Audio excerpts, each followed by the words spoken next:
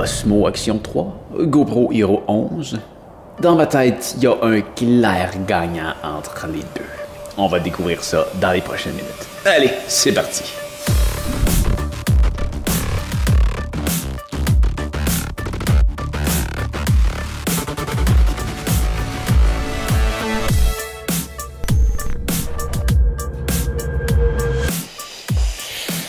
Ah, quel choix difficile, n'est-ce pas?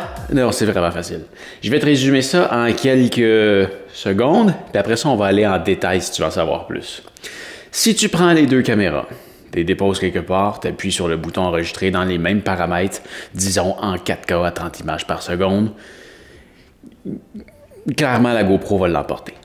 Mais elle vient avec tellement de défauts et la Osmo Action 3 vient avec tellement d'autres avantages que c'est un choix très clair dans ma tête. La Osmo Action 3 est celle que tu devrais t'acheter et on va voir pourquoi dans les prochaines minutes. La première raison, c'est pour quelque chose que je fais très souvent, c'est que quand je finis de me tourner, je veux récupérer mes images et la meilleure façon de le faire, c'est d'ouvrir la porte et d'enlever la carte SD pour la mettre dans mon ordinateur. Tu as vu comment c'était simple avec la Osmo Action 3? Ah ben, c'est une toute autre histoire avec la GoPro. Tout d'abord, il y a cette porte à ouvrir sur le côté qui, on finit par s'y habituer, mais après ça, pour l'enlever, avec le temps, j'ai fini par réussir, parce que j'ai pas d'ongles, avec le temps, j'ai réussi à finir par la faire sortir, mais après ça, je suis pas capable de la prendre puis de l'enlever. Je dois toujours utiliser un trombone ou quelque chose pour la sortir de là. Je suis vraiment incapable. J'essaye là. Je suis vraiment incapable de l'enlever. Donc, ce que j'ai trouvé à la longue, c'est que le mieux, c'est d'enlever la batterie. Puis même là, encore là, c'est... J'arrive pas. J'arrive pas. Bon, là, je l'ai eu. Mais c'est ça. C'est très difficile à enlever. Et comme c'est quelque chose que je fais très régulièrement, souvent plus qu'une fois par jour, c'est très pénible. J'aime ça que ça soit excessivement rapide à faire. Bon, là, tu vas me dire, ben oui, mais tu pourrais la connecter par USB à ton ordinateur. La connexion est super lente. Ça fait que le transfert de fichiers serait encore plus lent à faire qu'avec avec le fait d'enlever la carte mémoire de la caméra. Il y a aussi un service qui permet de transférer en ligne. Ça, oublie ça, là, non seulement ça compresse ton image, mais ça prend une éternité à transférer. Donc, pour ça, on oublie ça. Pour changer la carte SD, le point va clairement à la Osmo Action 3.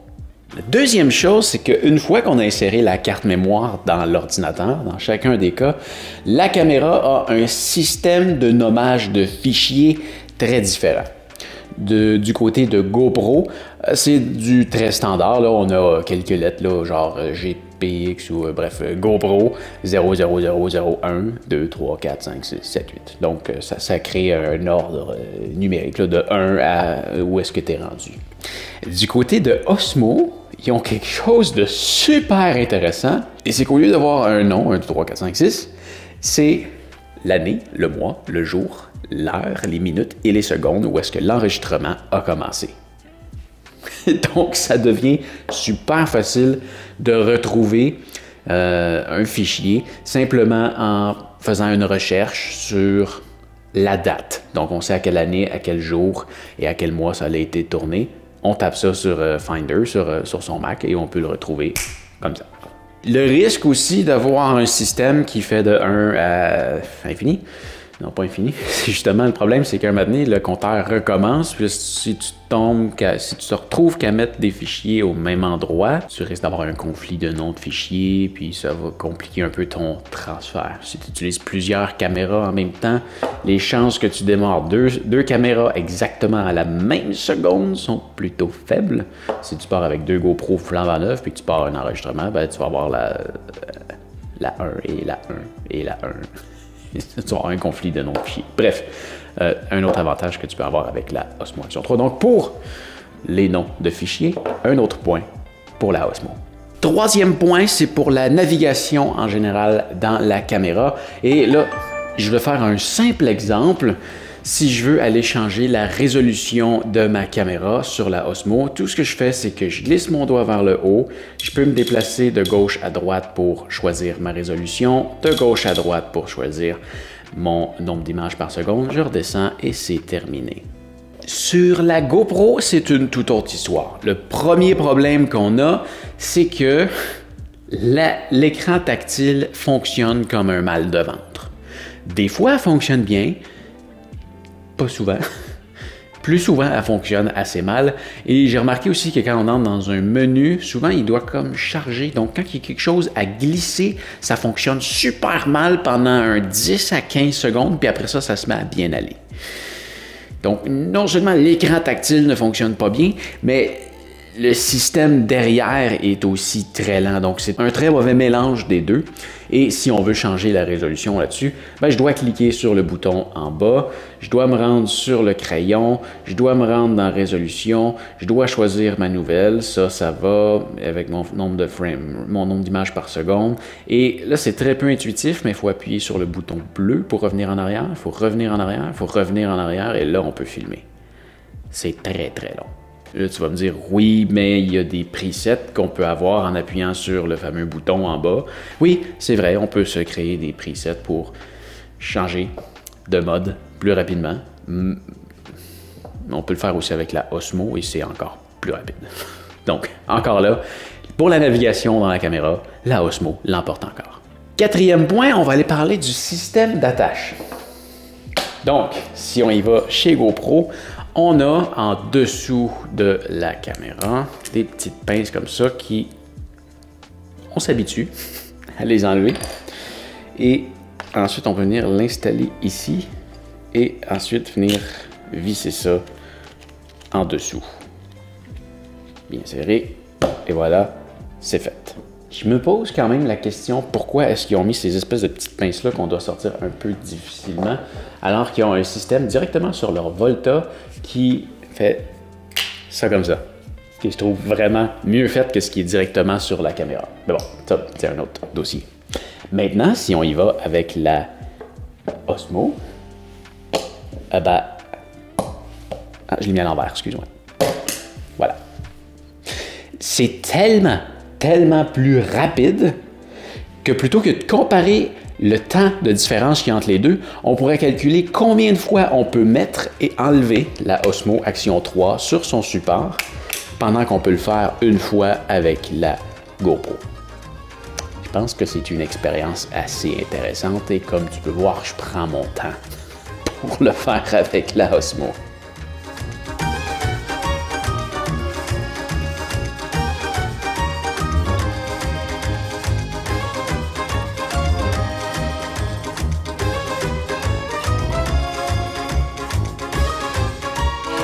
Donc déjà, le point, je le donnerais à la Osmo, mais elle a des bonus.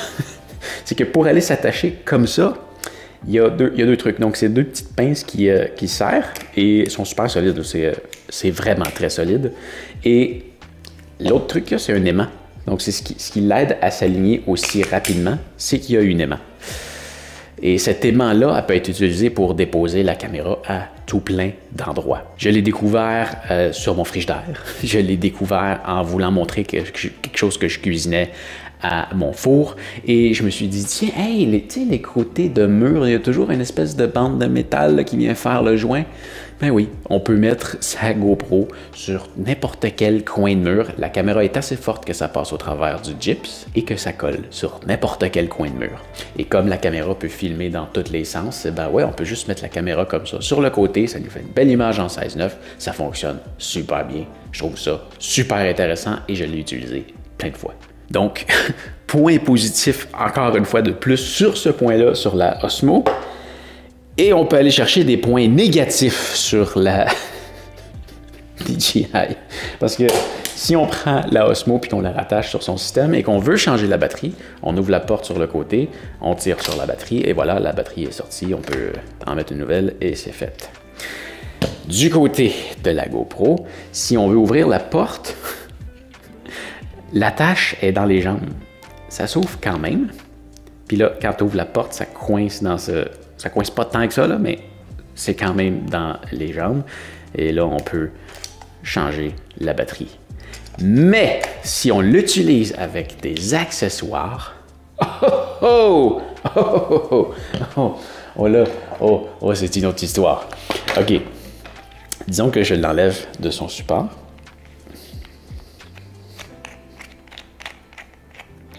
Et que je veux le mettre dans le Media Mob, peu importe. Un truc que j'ai acheté que j'utilise pas parce que j'en comprends pas l'intérêt. Le micro qu'il y a dessus enregistre moins bien que celui de la GoPro elle-même. Bon, OK. Donc, ce qu'il faut faire, c'est qu'il faut enlever la porte pour pouvoir venir mettre la GoPro dedans. Et là, je peux refermer. Et là, si je veux l'attacher sur un système, je dois venir ouvrir ça ici. Venir le glisser dessus. Et c'est encore comme plus difficile à les mettre parce qu'ils sont... C'est creux. Et on vient visser. Ils ont comme fait une espèce d'encave ici pour que ça soit plus facile à les visser. Et là, ta batterie va éventuellement être morte, donc tu vas vouloir la changer. Tu peux pas. Tu peux pas la changer. Pour la changer, il faut que tu te dis, ah tiens, je vais ouvrir la porte. Puis je vais enlever la caméra. Mais non! Parce que tu peux pas enlever la caméra parce qu'elle est prise à cause de la tâche. Donc, il faut que tu enlèves la tâche. Qui est dur à enlever.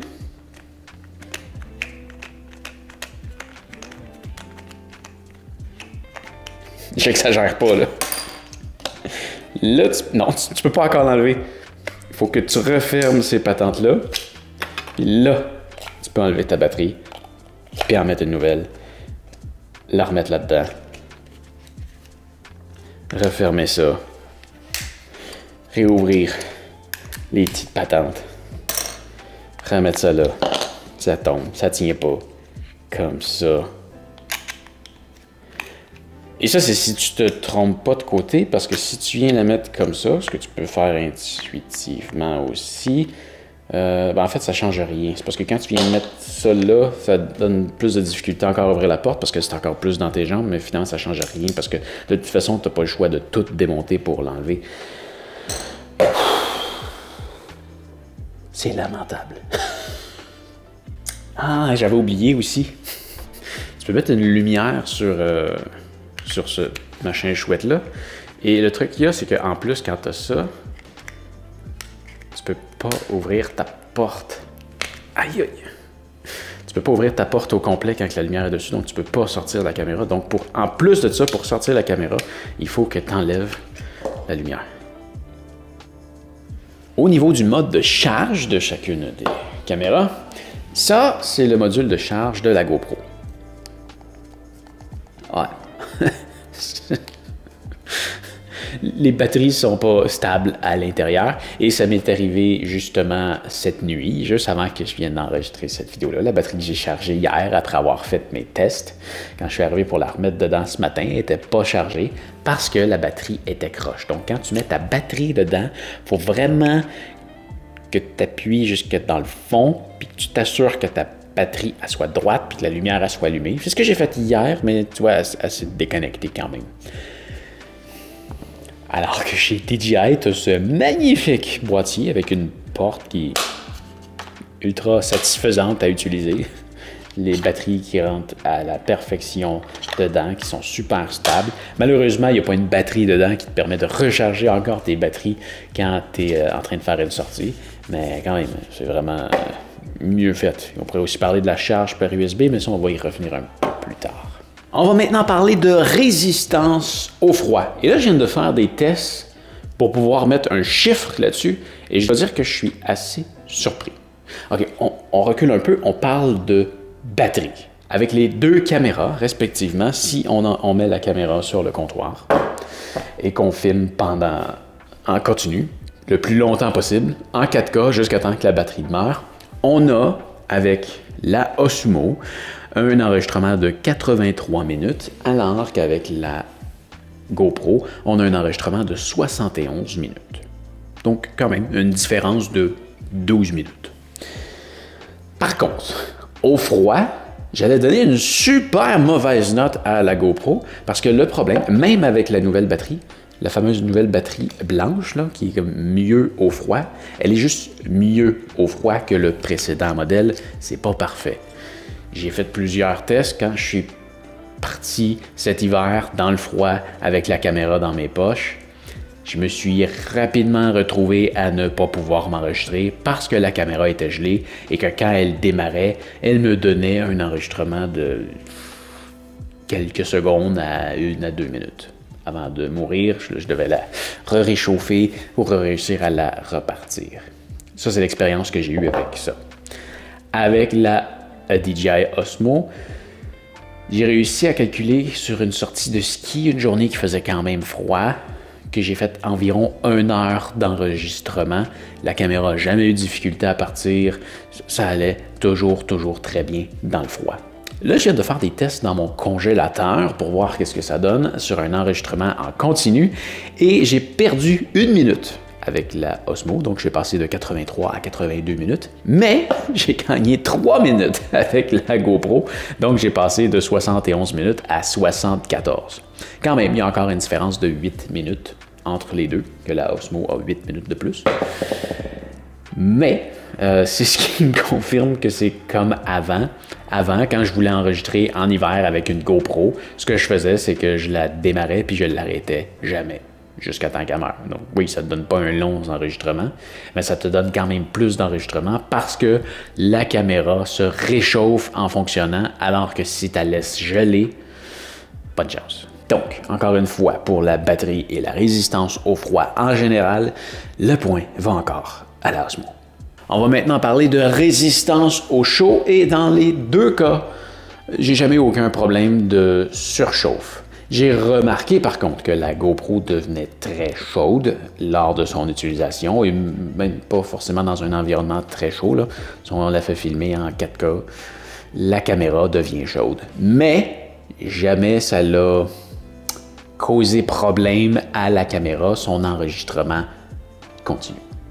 Donc, dans les deux cas, la résistance au chaud, ça va bien, mais elle devient très chaude. On peut y aller pour une égalité sur ce point-là. 8e point, l'enregistrement rapide. Ça veut dire que tu peux avoir ta caméra fermée, comme ça, directement sur la table, et tu peux partir un enregistrement. Dans les deux cas, ça fonctionne, et ce que j'ai remarqué, si je démarre l'enregistrement en même temps, la GoPro commence à enregistrer 5 secondes plus vite que la Osmo, en moyenne. Donc, quand même, un beau point pour la GoPro. S'il y a quelque chose qui arrive très rapidement devant toi, que tu vas appuyer sur le bouton Record, mais tu vois, ça c'est l'affaire qui arrive des fois. Le bouton Record, il marche pas la première fois. Il marche pas toujours la première fois. Donc on va réappuyer dessus.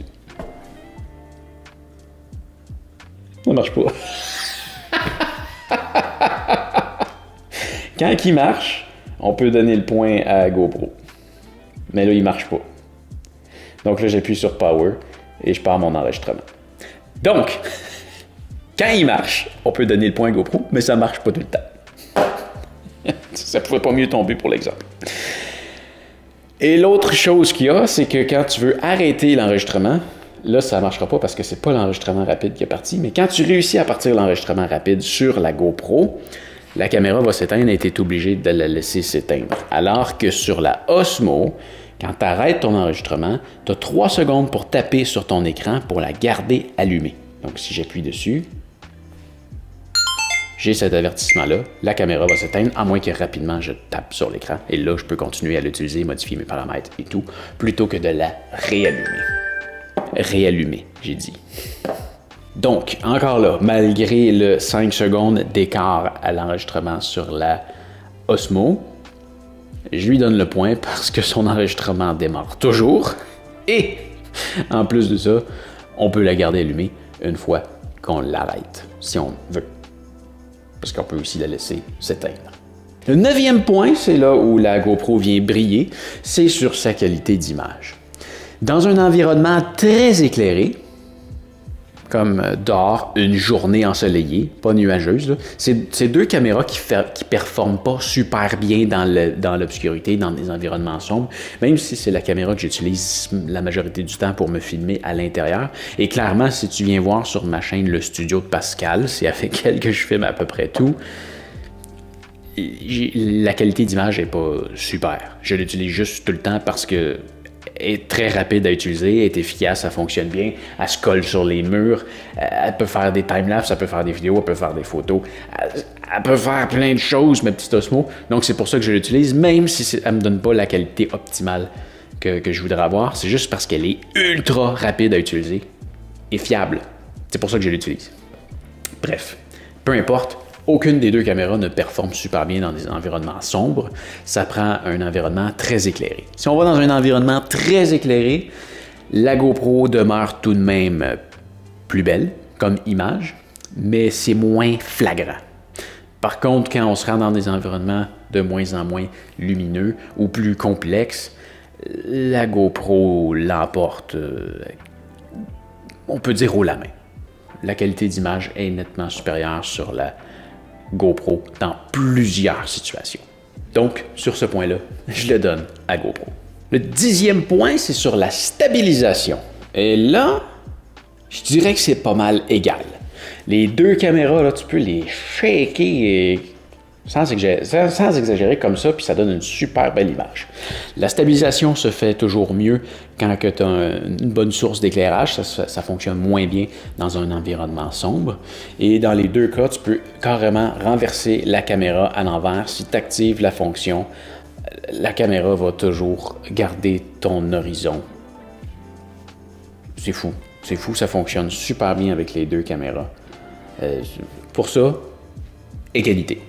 11e point, la qualité d'enregistrement du son. Et pour ça, je vais te passer un extrait que j'ai filmé avec chacune des caméras pour te démontrer qu'est-ce que j'en pense. Bon, pour parler du son maintenant, je vais utiliser les caméras en question. Le son que tu entends en ce moment provient directement de la Osmo Action 3. Et maintenant, celui que tu entends provient de la GoPro Hero 11.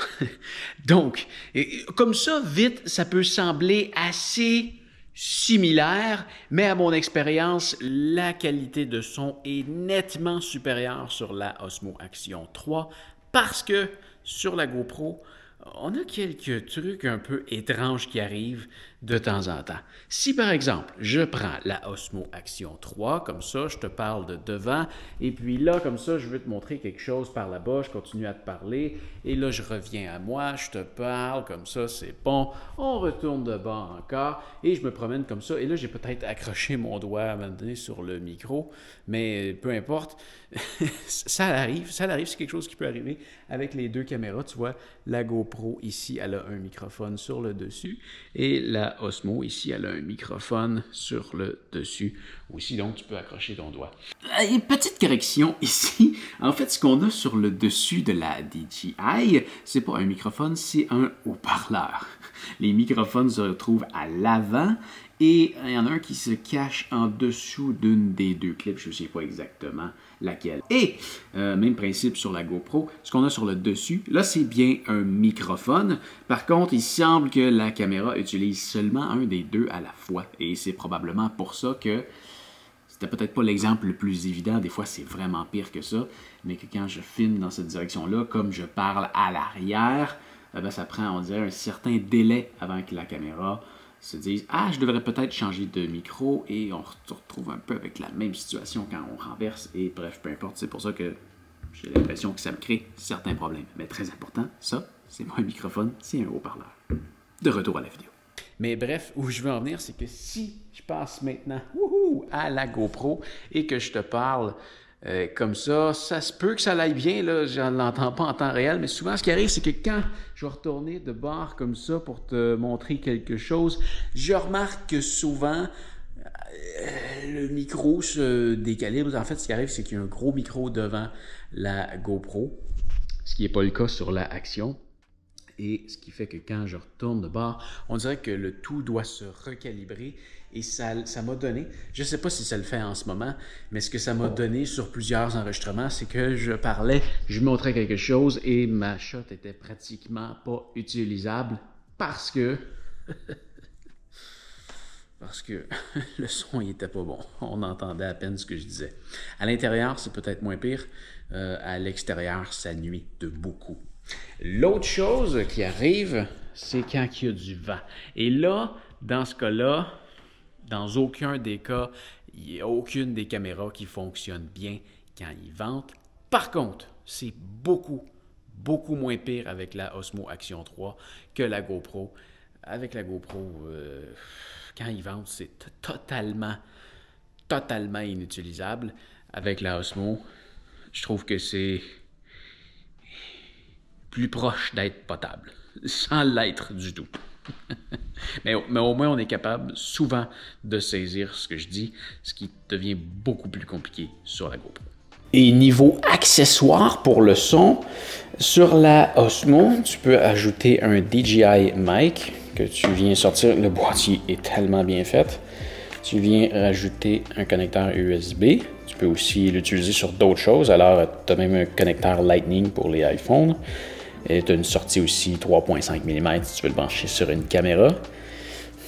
Bref, c'est quand même bien fait. Et tu peux venir l'ajouter. Ça, c'est quand même pas super, mais tu peux venir l'ajouter ici sur le côté et faire ton enregistrement. Ça brise un peu tout le côté physique de la DJI Osmo, mais pas autant que le module qu'ils ont fait pour la GoPro, qui est le fameux Medium Hub que je te parlais tantôt, et qui, oui, ok, il te donne une entrée 3.5 mm sur lequel tu peux aller, non, c'est un, ouais, 3.5 mm et USB, et deux types de USB, micro et C.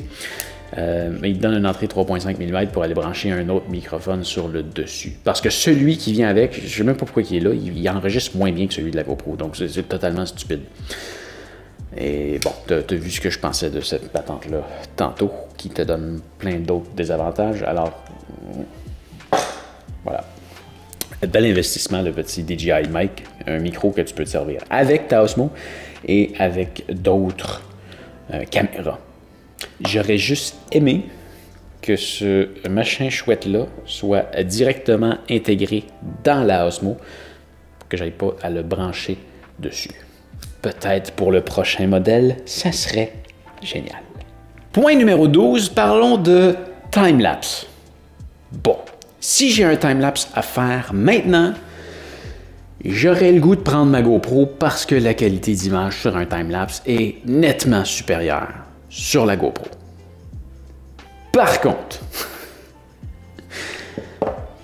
niveau paramètres, c'est exactement le même principe qu'avec le changement de résolution et d'image par seconde que j'ai fait tantôt. On glisse le doigt, on choisit l'intervalle, tous les paramètres sont accessibles super rapidement, c'est clair, c'est très professionnel. Si tu t'y connais pas, tu peux laisser ça un peu en mode automatique et pas trop t'en soucier, partir ton enregistrement, mais si tu connais ça, tu peux aller jouer dans tes paramètres puis faire vraiment le time-lapse que tu veux. Avec la GoPro, on doit se promener dans des menus. C'est niaiseux, on dirait que la GoPro, elle a été totalement designée pour des amateurs, alors que la GoPro s'appelle la GoPro. Le truc qu'il y a avec la GoPro, c'est que quand tu veux jouer dans tes paramètres, tout est basé dans un paquet de presets. Donc, comme par exemple, si tu veux garder ton obturateur ouvert plus longtemps, tu dois aller dans le mode time-lapse de nuit. Tu peux pas faire ça dans le mode time-lapse standard. Je sais pas pourquoi l'option est juste cachée dans le mode time-lapse standard. Si tu veux gérer la vitesse de ton obturateur, il faut que tu ailles dans la section de nuit. Et bref, il y a tout plein de trucs comme ça qui rendent le paramétrage un peu désagréable. Par contre, il y a un truc super intéressant avec la GoPro, c'est son espèce de mode de traînée de lumière qui est super intéressant à faire. Tu peux t'en servir pour dessiner avec une lumière, tu peux t'en servir pour faire des effets un peu cool avec les autos qui passent. N'importe quelle source de lumière, il y a quelque chose d'intéressant que tu peux faire avec la GoPro. peux sûrement finir par recréer quelque chose d'un peu semblable avec la Osmo, avec du montage, mais quand même le fait que ça soit déjà tout fait à base de la caméra puis que le résultat il est super, c'est un point quand même très cool de la GoPro. Par contre, le nombre de time-lapse que j'ai perdu à cause de cette caméra-là, c'est incroyable. C'est vraiment incroyable. Ça m'est arrivé plusieurs fois de me dire j'ai ma caméra dans laquelle j'ai confiance que je pourrais utiliser pour faire ce fameux time-lapse-là, ou j'ai elle qui prend des plus belles images. Je pense que ça pourrait être intéressant de le faire avec celle-là, même si j'y ai moins confiance. Et je l'ai souvent regretté. Ça m'est arrivé à au moins 2 reprises que j'ai fait un time-lapse dans la fenêtre juste en arrière, là, en hiver, parce que je voulais filmer une tempête de neige. Et je voulais le faire sur 2, 3 jours. Des jours que je partais, que j'étais pas à la maison. Quand je suis revenu, j'avais presque rien. Il y a une fois que la caméra elle avait juste planté. Donc j'ai perdu mon fichier. J'ai rien eu, absolument rien. Et l'autre, je sais pas pourquoi, je me suis dit que j'allais la brancher sur ça, qui est la Volta, qui est un accessoire de GoPro.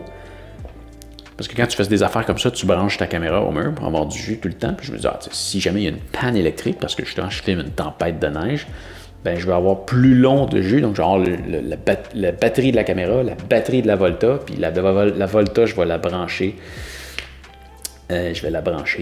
Au mur. Donc ça me faisait une plus grosse batterie si jamais je perdais le courant. Et ben, la Volta a arrêté de donner de l'énergie à la GoPro. La connexion USB, elle ne fonctionne pas super bien. Bref, je suis en train de m'éloigner vers d'autres choses. Hein. Mais les fois que je l'ai utilisé pour faire des time-lapse de longue durée, j'ai perdu mes time-lapse parce que la caméra a eu un problème. Donc peut-être qu'elle prend des plus belles images, mais si au final tu n'as pas d'image, c'est très mauvais. Donc, même si sa qualité d'image est moins bonne sur les time-lapse, je donne quand même le point à la Osmo. Ce qui nous amène au 13e point, le connecteur USB. Un truc assez intelligent sur la Osmo, il y a sa porte toute seule sur le côté. Et voilà, tu as un connecteur USB. Si jamais la porte est dans tes jambes, tu peux l'enlever. Ta caméra a l'air normale, tu as un connecteur USB sur le côté et c'est tout. Du côté de GoPro, tu dois ouvrir une porte ici, c'est la seule porte qu'il y a. Et pour avoir accès à ton connecteur USB, tu dois exposer ta batterie et ta carte mémoire à l'air libre. Tu peux aussi enlever la porte, mais là, tu te ramasses avec ce gros trou-là. Par contre, il existe un accessoire que tu peux venir brancher dessus, comme ça, qui te laisse un connecteur USB simple, libre, comme ça, à l'air. Mais c'est un accessoire de plus à traîner et je veux le moins d'accessoires possible à traîner avec moi. Et vraiment, le connecteur USB, il est terrible. Il y a de la misère à reconnaître des accessoires, il y a de la misère à reconnaître un branchement, il y a de la misère à reconnaître même les propres accessoires de GoPro. Le USB sur la GoPro fonctionne comme un mal de ventre. Donc, encore une fois, pour le USB, le point va à DJI. 14e point, et là, c'est le point qui rentre le plus fort dans GoPro, la fiabilité. Comme tu as pu le constater quand j'ai parlé de time-lapse, c'est vraiment pas un produit qui est fiable. Quand il fait froid, tu peux te demander si tu vas réussir à filmer parce que tu te demandes si ta caméra va partir. Si ta caméra part, ça se peut que tu perdes ta shot parce que la caméra plante. Et quand la caméra plante, ça te fait un fichier corrompu que tu es incapable de lire et incapable de récupérer.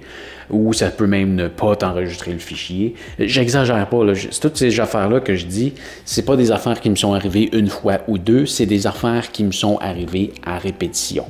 C'est des choses qui ont commencé à m'arriver à partir de la GoPro 4 ou 5. Le mini modèle que je trouvais le format vraiment génial. C'est des choses qui ont commencé à m'arriver à partir de là. C'est des problèmes que j'ai eu aussi avec ma 6. Puis après ça, j'ai abandonné le monde de GoPro jusqu'à 11. Et là, c'est pire.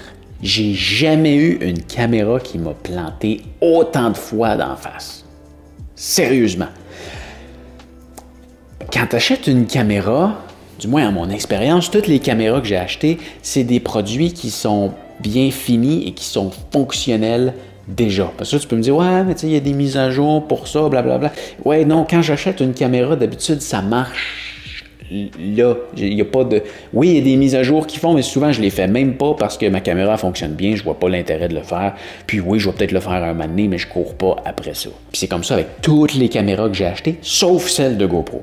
La GoPro, c'est loin d'être la caméra que j'utilise le plus. Et pourtant, je peux te dire, avec une certitude très élevée, que plus de 99% des shots que j'ai perdus, c'est avec une GoPro. Je pense pas que ça soit 100% parce que ça m'est sûrement déjà arrivé avec une autre caméra. Sûrement, mais je suis même pas sûr. Cette GoPro-là, elle m'a perdu tellement, mais tellement de shots et c'est tellement frustrant. Là, c'est pas avec la 11, mais ça m'est déjà arrivé sur le sommet du Mont Blanc, hein, la plus haute montagne de l'Europe occidentale ou de l'Union européenne. Sur la shot que quand je suis arrivé au sommet, que je me filmais, je ne l'ai pas à cause de GoPro. Il y a une shot où j'étais en train de faire de l'escalade de glace, puis il y a eu une avalanche, je ne l'ai pas à cause de GoPro. Il y a plein de shots que j'ai tournés ici dans le temps que j'ai voulu me pratiquer à utiliser cette GoPro, que j'ai pas parce qu'elle a planté. Il y a plein de fois que j'ai pas été capable de la partir parce qu'elle était plantée. Il y a plein de fois que j'ai été obligé de retirer la batterie pour la remettre dedans parce qu'elle était plantée. Il y a plein de fois que j'ai pas pu enregistrer parce que la batterie était gelée. C'est incroyable comment que le produit est pas fiable. Ça fonctionne tout le temps. Tout le temps. Tu pèses sur Record, ça part, tu pèses dessus, ça arrête, tu peux changer tes paramètres. La caméra, elle plante jamais. Jamais, c'est un grand mot. Elle plante jamais. Elle plante tout le temps. Et ça, c'est le point qui fait le plus mal à la GoPro parce que si c'était pas de ça, peut-être que je pourrais reconsidérer vouloir l'utiliser, même si la carte SD est plus difficile à enlever, même si elle est plus difficile à déposer sur une surface, à mettre sur ses accessoires, même si le menu est plus désagréable à utiliser, parce que c'est quand même très le fun d'avoir une qualité d'image supérieure. Mais ça, le fait qu'elle soit pas fiable, c'est un point majeur qui fait en sorte que c'est de la merde. Ce qui nous amène au point numéro 15, le prix. C'est bizarre, faut vraiment que tu l'achètes sur le site. Achète-la pas, là, mais si tu veux l'acheter, il faut que tu l'achètes sur le site de GoPro et que tu prennes un abonnement. Ça va te revenir moins cher que si tu l'achètes à peu près n'importe où ailleurs, à moins que tu l'achètes sur le marché de l'usager. Achète-la sur le marché de l'usager, tiens. Débarrasse quelqu'un qui a fait l'erreur de l'acheter. Tu vas te rendre compte que tu as fait une erreur toi aussi, puis tu vas pouvoir la revendre en perdant moins d'argent, contrairement à ce que j'ai fait. Mais oui, la GoPro, sans aller dans les chiffres, là, je ne les connais même pas par cœur, la GoPro est plus chère que la Osmo. Et la différence est quand même pas petite. En termes de pourcentage, c'est quand même élevé comme différence de prix. Et voilà. La caméra la plus fiable est moins chère. Donc, en conclusion, je te recommande très fortement la DJI Osmo Action 3 si tu recherches une caméra qui rentre dans ta poche, qui est capable de filmer rapidement, qui est capable d'enregistrer une qualité sonore acceptable directement à même la caméra, qui est fiable, qui prend des photos, des timelapses, des vidéos, qui est stable, que tu peux shaker comme tu veux, mettre à l'envers, tout ça. C'est vraiment une caméra quand même incroyable. C'est pas elle qui va te donner la meilleure qualité d'image. Hein, si on compare avec l'image que tu as en ce moment avec ma caméra professionnelle, j'enregistre avec un caméscope. C'est un Sony NX80. Tu peux le retrouver avec les liens dans la description si tu veux voir c'est quelle caméra. Versus la DJI Osmo Action 3, tu vois qu'il y a quand même une qualité d'image assez différente. Et si je sors la Osmo Action 3 et que je me filme, tu vois encore là que oui, la qualité d'image est encore meilleure sur la GoPro que sur la Action, mais même quand on compare la GoPro à ma NX80, il y a une différence majeure. Mais oui, il y a une différence entre la GoPro et la Osmo Action 3.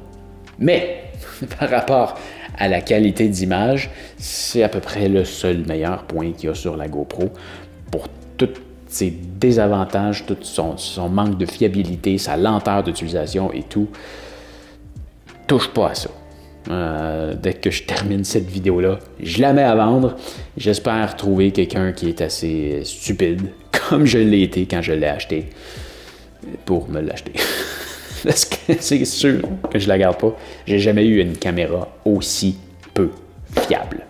Donc voilà, c'était sévère. Non, je fais pas de favoritisme. GoPro, c'est une compagnie que j'aimerais aimer.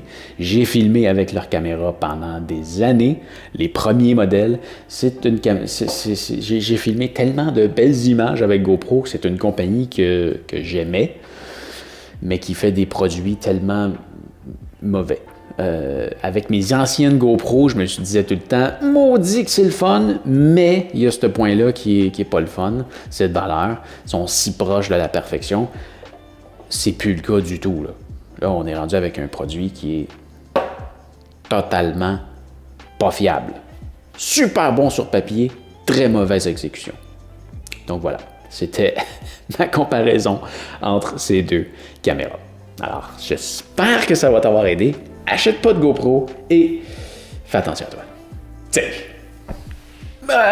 Et si tu veux acheter une Osmo, tu peux passer par mes liens dans la description. Merci. Si tu veux une GoPro, tu peux aussi passer par mes liens dans la description, mais fais pas ça. Salut!